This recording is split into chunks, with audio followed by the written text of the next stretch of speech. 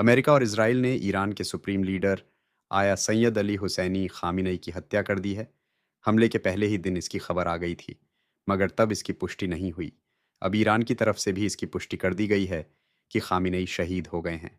उनके सम्मान में 40 दिनों का राष्ट्रीय शोक घोषित किया गया है और 7 दिनों का राष्ट्रीय अवकाश भी।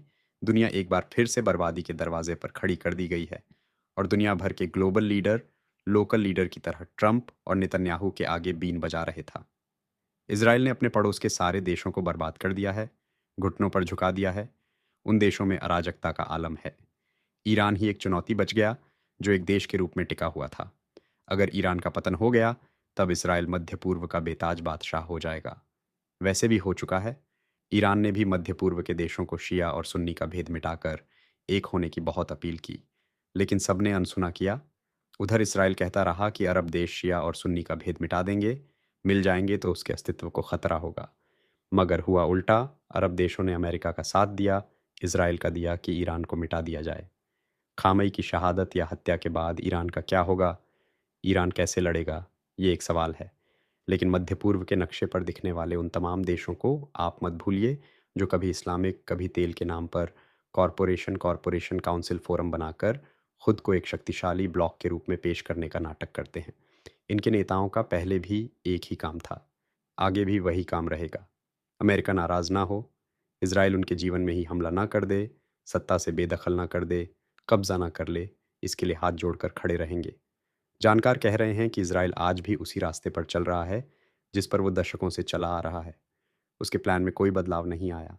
उसने जिस भी देश और नेता को अपना दुश्मन समझा, सफाया कर दिया। इराक से लेकर लीबिया, सीरिया, फिलिस्तीन की सरकारों को ख़त्म कर दिया। जिसने भी इसराइल को चुनौती देने की कोशिश की और चुनौती दी, उस देश को इसराइल ने अमेरिका के साथ मिलकर बर्बाद किया है। अरब देश ये बात जानते हैं कि उन्होंने इसराइल और अमेरिका को चुनौती देने की अब कोई भी ज़मीन भौतिक रूप से, भौगोलिक रूप से और नैतिक रूप से खो दी है। इसराइल ने अरब देशों को अपनी मुट्ठी में कर लिया है, उनकी संप्रभुता का अब मजाक बना दिया है। अरब देशों में कहीं लोकतंत्र नहीं, राजशाही की व्यवस्था है। क्या यहाँ भी लोकतंत्र के नाम पर हमला होगा? नेताओं की हत्याएं होंगी, शहरों पर बम गिराए जाएंगे। वॉशिंगटन पोस्ट की इस खबर की बहुत चर्चा है। इसके अनुसार सऊदी अरब के भरोसे ही ट्रंप ने ईरान पर हमला किया है। ट्रंप ईरान पर हमला करें ही, इसलिए सऊदी अरब और इसराइल दोनों मिलकर लॉबी कर रहे थे। वॉशिंगटन पोस्ट ने यह खबर कई सूत्रों के हवाले से छापी है कि दोनों ने मिलकर ट्रंप को धक्का दिया कि ईरान में खामेनेई को रास्ते से हटाया जाए। वॉशिंगटन पोस्ट ने लिखा है कि सऊदी अरब के प्रिंस मोहम्मद बिन सलमान पब्लिक में बातचीत से, कूटनीति से समाधान की बात करते रहे, लेकिन एक महीने के भीतर ट्रंप को 4 बार फ़ोन भी किया कि ईरान पर हमला किया जाए। सऊदी बयान देता रहा कि ईरान के खिलाफ अपनी ज़मीन का इस्तेमाल नहीं होने देंगे और फ़ोन पर ट्रंप को हमले के लिए उकसा रहा था। वॉशिंगटन पोस्ट ही लिख रहा था कि अमेरिका का खुफिया तंत्र भी यही रिपोर्ट दे रहा था कि आने वाले दशक में भी ईरान उसकी ज़मीन पर कोई खतरा पैदा नहीं कर सकता।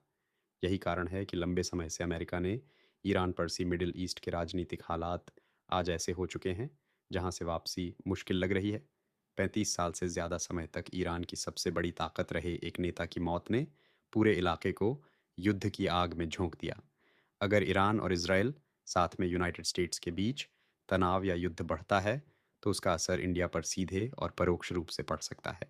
मध्य पूर्व में बढ़ते युद्ध के बाद अब सवाल उठ रहा है, इसका भारत पर क्या प्रभाव पड़ेगा? सबसे पहला असर पड़ेगा तेल और गैस की कीमतों पर। भारत अपनी ज़रूरत का बड़ा हिस्सा मध्य पूर्व से आयात करता है। अगर ईरान या खाड़ी क्षेत्र में आपूर्ति बाधित होती है, तो कच्चे तेल के दाम बढ़ सकते हैं। इसका सीधा असर भारत में पेट्रोल, डीजल, गैस सिलेंडर और महंगाई पर पड़ेगा। दूसरा बड़ा असर होगा भारतीय प्रवासियों पर। लाखों भारतीय खाड़ी देशों में काम करते हैं।